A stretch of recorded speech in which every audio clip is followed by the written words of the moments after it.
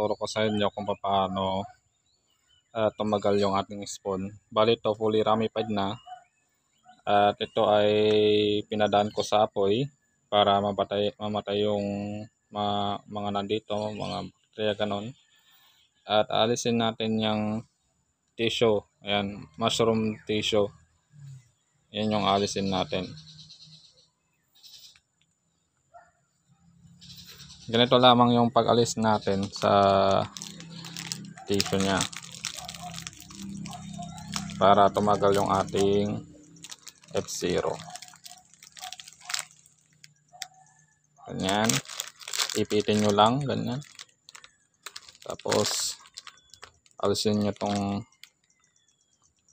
tissue nya.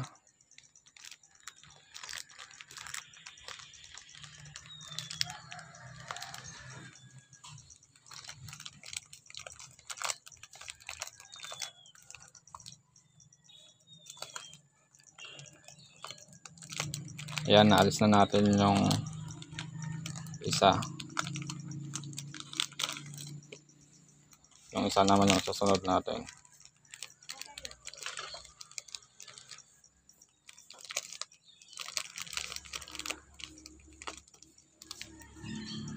Ayan.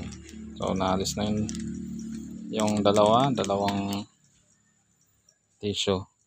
So, tapos pabalik lang natin to. Ganyan. Tapos yung guma. Bali, 4 na ikot.